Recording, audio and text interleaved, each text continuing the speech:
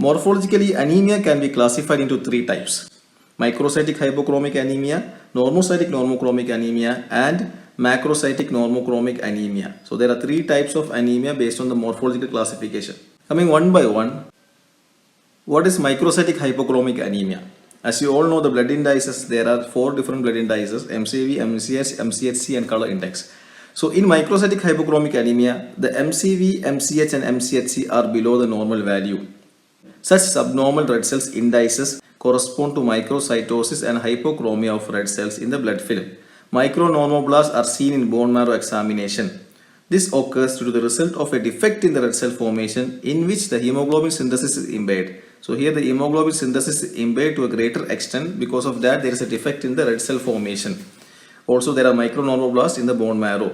The common examples for microcytic hypochromic anemia, which is usually asked for exams or in the YR during the practicals, the question can be asked like this: can you give an example for microcytic hypochromic anemia? So what is the answer for that? The common examples are iron deficiency anemia and thalassemia. Iron deficiency anemia, you can see there is an inadequate iron for the formation of the heme component of the hemoglobin.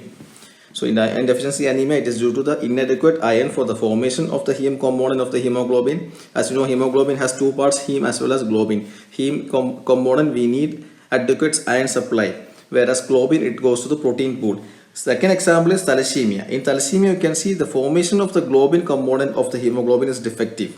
There is a defect in the globin component of the hemoglobin.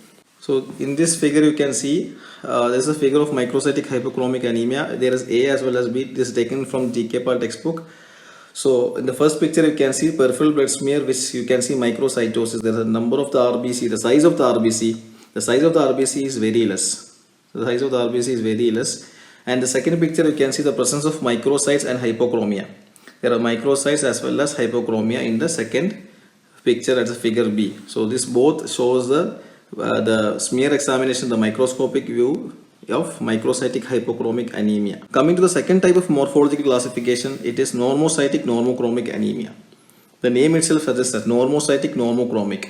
Why it is normocytic normochromic anemia?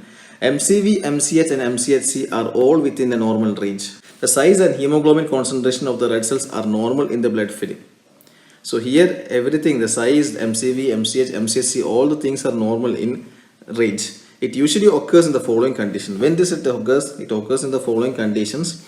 When there is a substantial blood loss, that is blood loss anemia. When there is hemolysis, that is hemolytic anemia. When there is an impairment of red cell production by bone marrow failure or even by chronic renal failure, you call it as aplastic anemia. So these are the causes where you can see normocytic normochromic anemia. Coming to the last type of morphological classification, macrocytic normochromic anemia. In this, the MCV is above the upper limit of the normal. The MCV is above the upper limit of the normal. That corresponds to macrocytosis of red cells in the blood film.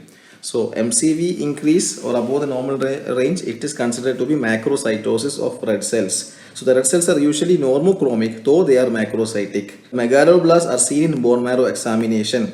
Oval jolly body, hypersegmentation of neutrophils, basophilic stippling are also seen in macrocytic normochromic anemia. The typical example of this type of anemia is megaloblastic anemia, which is due to the deficiency of vitamin B12 or folic acid. So megaloblastic anemia is a typical example of macrocytic normochromic anemia, where you can see it is due to the deficiency of vitamin B12 or folic acid. This is the figure which shows the general laboratory findings in macrocytic anemia when compared to the normal report.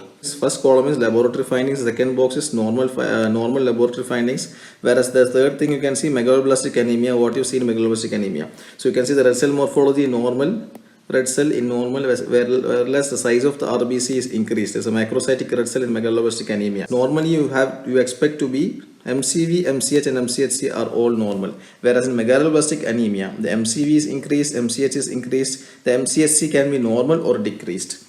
What about the erythropoiesis? What happens to the bone marrow findings? The normoblastic, and it's a normoblastic in normal, whereas there's a megaloblastic in megaloblastic anemia. The marrow iron stores are normal in normal laboratory findings. As you can expect in megaloblastic anemia, there is an increased marrow iron stores.